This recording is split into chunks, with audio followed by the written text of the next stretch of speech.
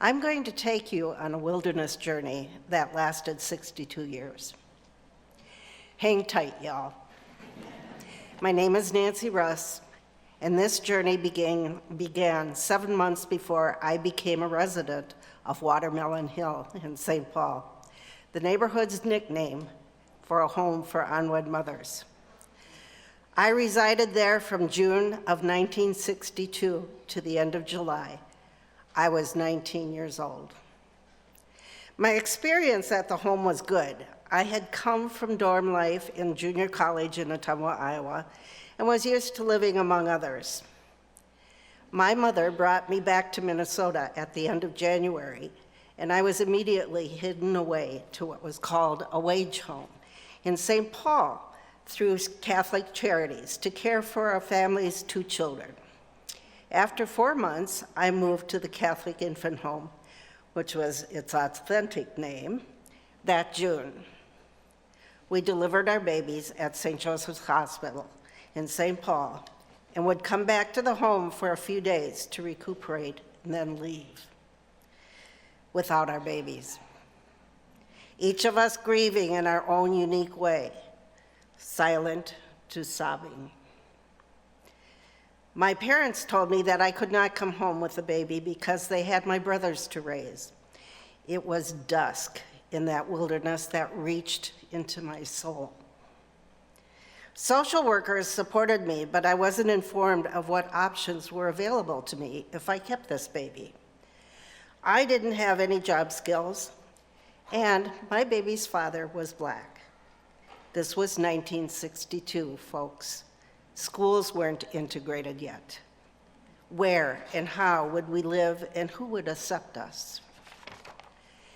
Hennepin County had just started a program called PAMY, Parents Adopting Minority Youth. This clearly was the best possible life for my baby.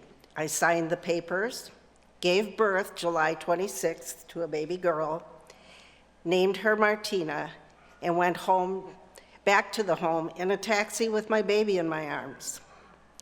For the next 2 days, I went down to the infant home nursery, relieved the nurse for her break, picked up my child, and sat in the rocking chair, marveling at all the tiny aspects of her being. I left empty, armed, 2 days later. A vacant wilderness best described my life after giving birth. I had just gone through this miracle and couldn't talk about it. I had to lie about where I had been for 9 months, couldn't contact any of the other women because we all had alias names and we were sworn to secrecy. So much shame. Fast forward to marriage, 3 children in 2.5 years, such a good Catholic girl.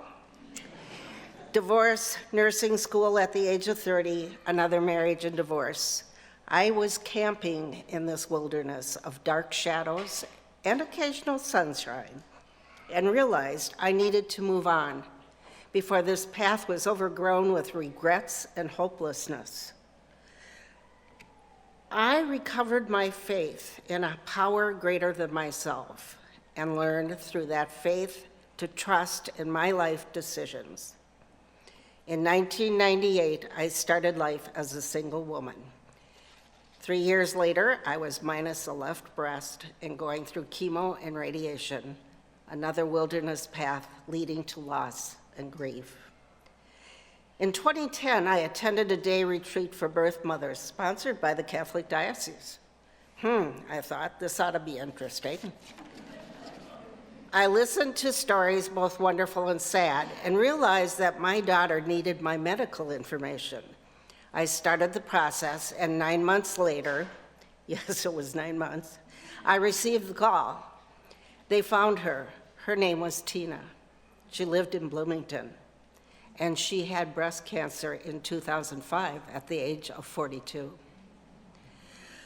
I met my firstborn later in May at a quiet restaurant. I saw her standing outside looking so much like her dad.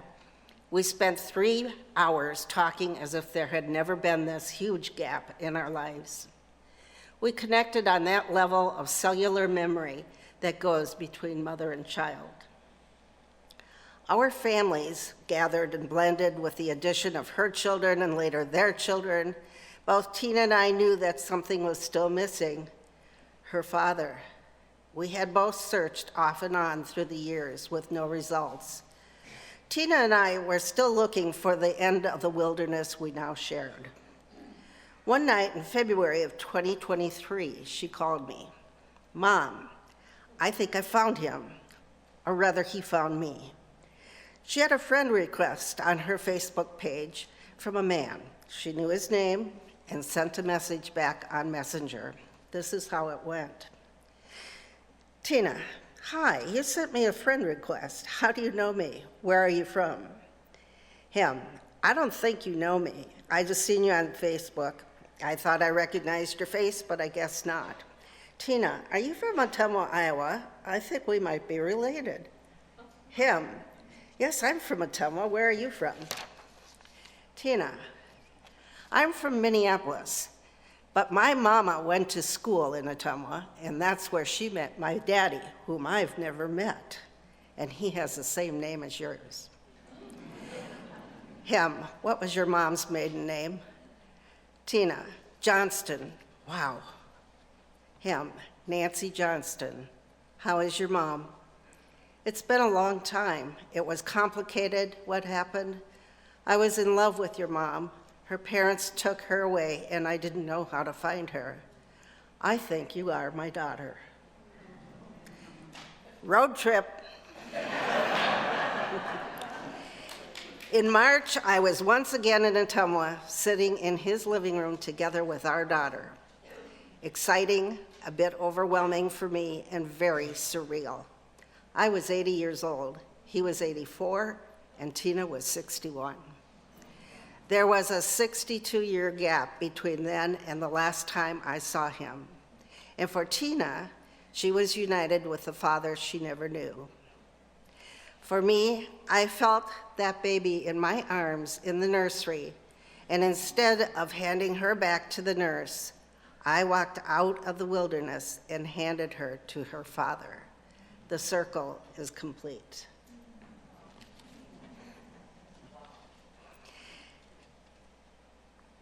I have come out of the wilderness with peace and gratitude.